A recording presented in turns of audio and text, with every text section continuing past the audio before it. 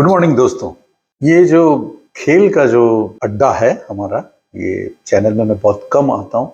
हर बार सोचता हूँ कि रेगुलर हो जाए, इस बार भी देखते हैं।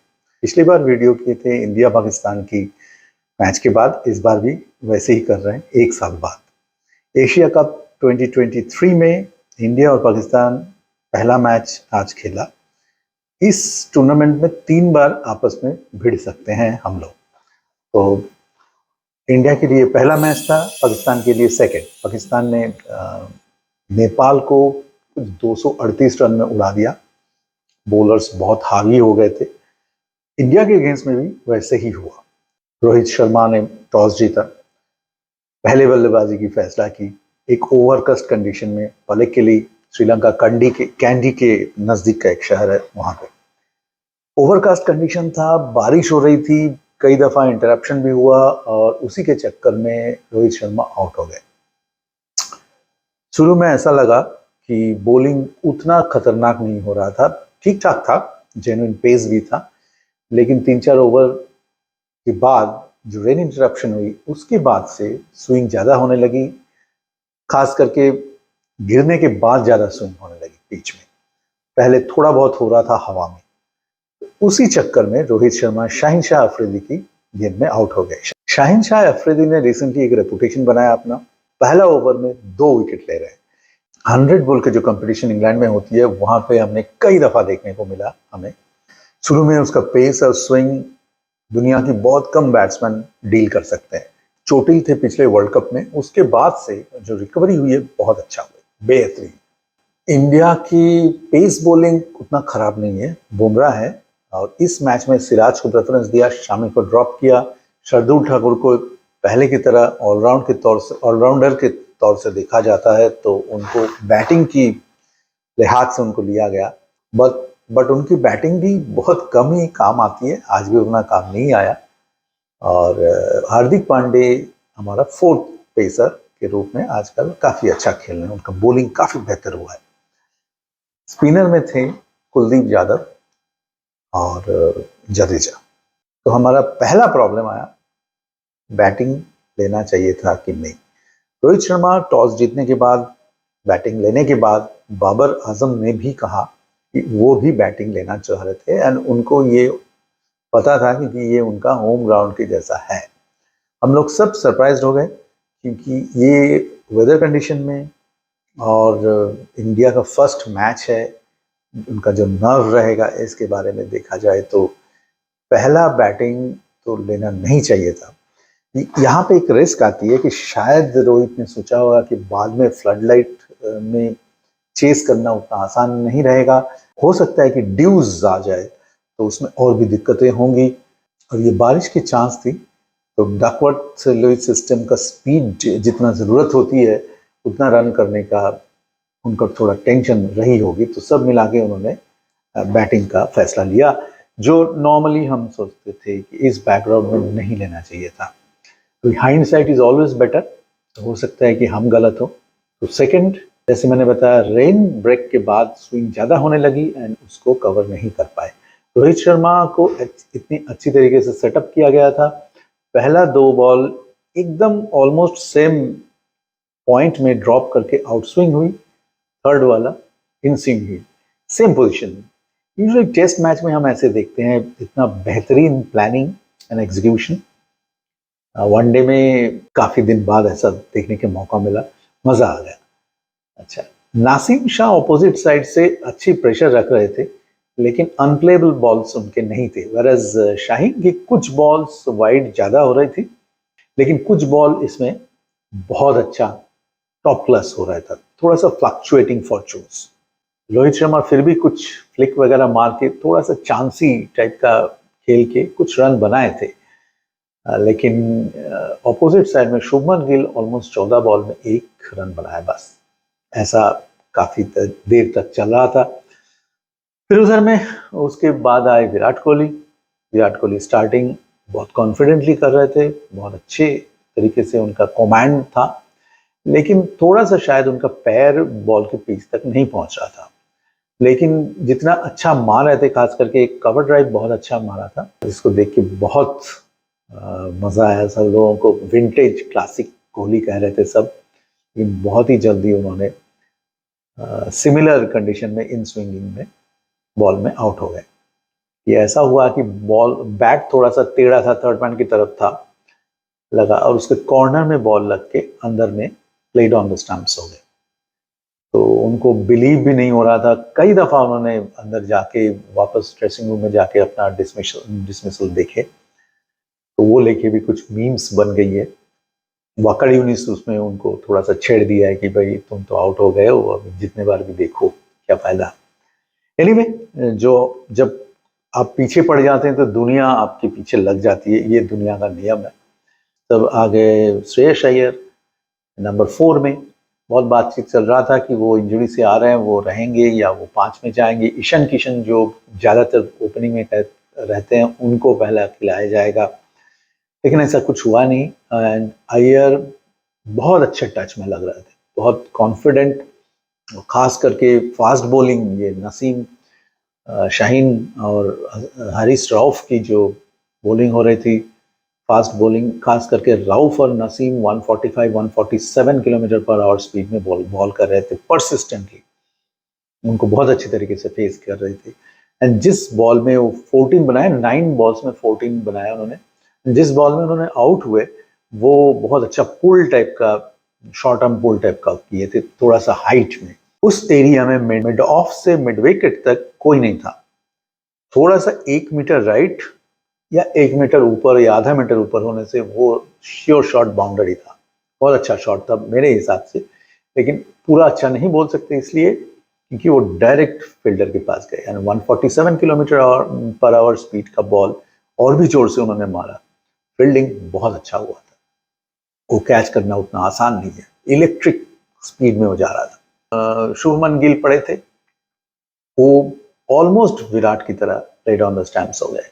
And Shubman was living A adventurous life, confident नहीं लग रहे थे। And last West Indies tour से हम देख रहे हैं कि उसका आईपीएल का जो बेहतरीन फॉर्म उसको लीव कर चुके थे। And he is not at all looking confident.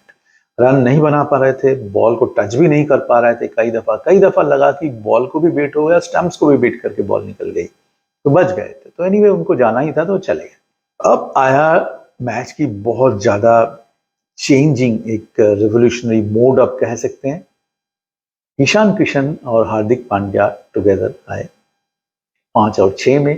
They did a rescue act पर excellence.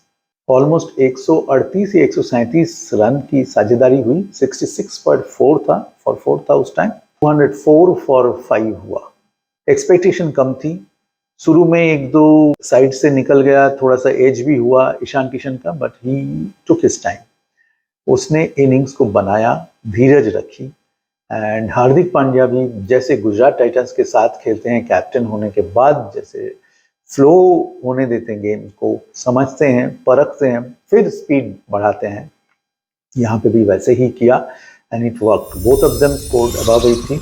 Ishan Kishan 82 from 81 balls, Hardik Pandya 87 of 91 balls. ऐसा हुआ। वो इंडिया को एक समय तो लग रहा था कि इंडिया 100 भी नहीं कर पाएगा, और यहाँ पे वो 200 के ऊपर चले गए। लेकिन यहाँ पे एक प्रॉब्लम है। बाबर आजम पाकिस्तान के कैप्टन ने हमारे सबके मुताबिक गलती की है। उन्होंने ज़्यादा फोकस किया फास्ट बॉलर को उनके ओवर्स को रखा इनिंग्स की एंड के लिए। वहाँ पे सोच रहे थे कि लास्ट में स्पिनर्स न रह जाए। पहले कई दफ़ा हुआ है उनका, नवाज को लास्ट में बॉल करना पड़ा था। उसको अवॉइड करने के लिए उन्होंने ऐसा किया। खास करके नवाज और शदाब का जो 2 प्रीमियर स्पिनर है पाकिस्तान के, उनके बॉल स्पिन नहीं हो रहे थे। It was a very routine simple type of bowling going on, quite boring actually middle overs में। तो हम सोच रहे थे कि क्यों ना फास्ट बॉलर किसी को लाए।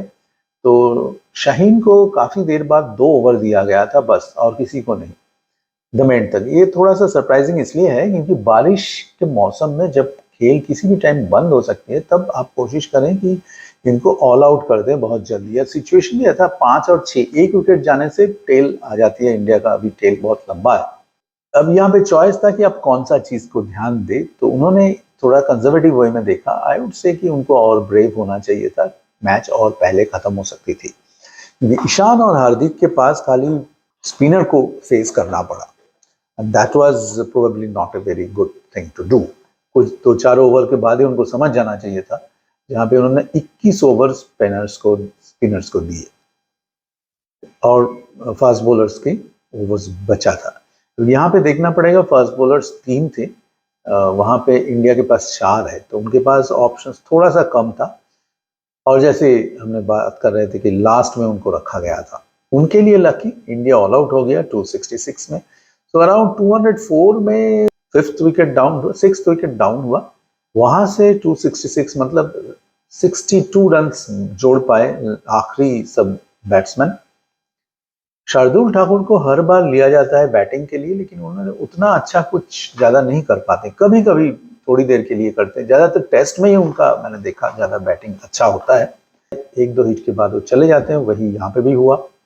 शाहीन फिर से वापस आके और 2 विकेट ले लिए। हैरिस राव को 3 विकेट मिले और आउटफील्ड स्लो था, तो कैचेस कुछ हो सकता था, ऐसा नहीं हुआ, ऐसा 2-4 हुए हैं। फील्डिंग बहुत खराब हुई, बहुत सारे 4 हाथ से निकल गए, लेकिन फील्डिंग का प्रॉब्लम पाकिस्तान का जमाने से है, उनका ट्रेडिशनल गेम है, तो I will not look much into it. No balls कम हुए, लेकिन एक स्पिनर भी नो बॉल कर बैठा, ये थोड़ा सरप्राइजिंग होती है। बारिश फिर से आ गई इनिंग्स ब्रेक में, इंडिया ऑल आउट हो गया 48.5 ओवर्स में, थोड़ा सा शेमफुल कह सकते हैं। काफी देर वेट करने के बाद एक रीजनेबल टाइम होना चाहिए था जिसमें 20 ओवर हो जाए, 20 ओवर होने से मैच को मान्यता मिलती। तो जब देखा गया कि 20 ओवर भी नहीं हो पाएगा, तब मैच को अबंडन नहीं, बोथ टीम को एक करके पॉइंट मिल गया, ड्रॉ ही करार दिया गया। डकवर्थ लुईस सिस्टम डीएलएस में ऐसा आ रहा था कि 20 ओवर्स अगर हो तो 155 करना पड़ेगा पाकिस्तान को। तो पाकिस्तान के लिए 20 ओवर्स में 155 बहुत ज्यादा बड़ी बात नहीं है, चैलेंजिंग है लेकिन बहुत ज्यादा बड़ी बात नहीं थी। बहुत लोग सोच रहे हैं कि इंडिया के लिए फायदा हो सकता है अगर पहले 2-4 विकेट पाकिस्तान की तरह वो भी ले सकते हैं, लेकिन यहाँ पे एक बड़ा क्वेश्चन मार्क रहता है, वो भी ले सकते हैं और लेंगे में बहुत फर्क होती है। हो सकते हैं कि ना हो, क्योंकि पिछली एक बार पाकिस्तान ने बिना कुछ विकेट खोए 153 कर चुके थे और मैच जीत लिए थे, तो याद रखना चाहिए हमें। तो एशिया कप का शुरुआत इंडिया के लिए बहुत अच्छा नहीं रहा, लेकिन जो प्लस पॉइंट टेक अवे यहाँ से है कि बड़े the big fish Rohit Sharma and Virat Kohli नहीं रहते हुए भी इंडिया काफी अच्छा स्कोर कर पाया, and Ishan Kishan was a good find, उसका नर्व कंट्रोल रखा। हार्दिक पांड्या ने बहुत अच्छी तरीके से शॉट्स खेले, ये फुल बेहतरीन तेज गेंदबाज है, 145 प्लस, 145 से 150 के बीच का स्पीड में बॉल आ रहा था, उनको इन्होंने काउंटर अटैक करके बहुत अच्छी तरीके से फोर्स बाउंड्रीज काफी मारे, छक्का भी मारे। So they were the probably better takeaways from the Indian side. Pakistan के लिए अच्छा था, लेकिन they should have finished India before, captaincy में थोड़ा सा गड़बड़, और अगर रेन का वो बेनिफिट नहीं होता तो बताना मुश्किल है कि वो लोग इतना इफेक्टिव हो पाते हैं कि नहीं। I would say India gain more than Pakistan, Pakistan maintain their reputation. This is the final take away from me. अगला मैच इंडिया के लिए नेपाल का मैच डू और डाई हो गया अभी, देखते हैं क्या होता है। डेफिनेटली इंडिया तो जीतेगा ही, लेकिन कितना मार्जिन कर पाएगा ये इंपॉर्टेंट है। पिछले मैच में बाबर ने 151 किया था पाकिस्तान में, इंडिया मुझे नहीं लगता ऐसा कर पाएगा, क्योंकि Babar is in form of his life. India के जो फेमस प्लेयर्स थे उनका फॉर्म ऊपर जाके अभी डिप कर रहा है, they cannot play such a long innings. Rohit Sharma ने अपना काम बैटिंग का तरीका बदल चुके हैं, he is playing high risk fast innings to set the pace. उनका आई थिंक ये बास्बॉल टाइप का, इंग्लैंड टाइप का खेलने का तरीका मुझे उतना पसंद नहीं है। Traditionally he has always made his runs by starting a bit slow and picking up later. जो इंडियन का सभी लोग यही प्रोटोकॉल फॉलो करते हैं, लेकिन he is trying to change this things. तो उसमें फास्ट रन्स तो कुछ आते हैं, लेकिन कुछ देर तक बस, उसके बाद वो फुस आउट हो जाते हैं। फायदा कितना होता है, I don't know why is thinking that way. Anyway, so that's it from me guys. Khelar Adda, bye.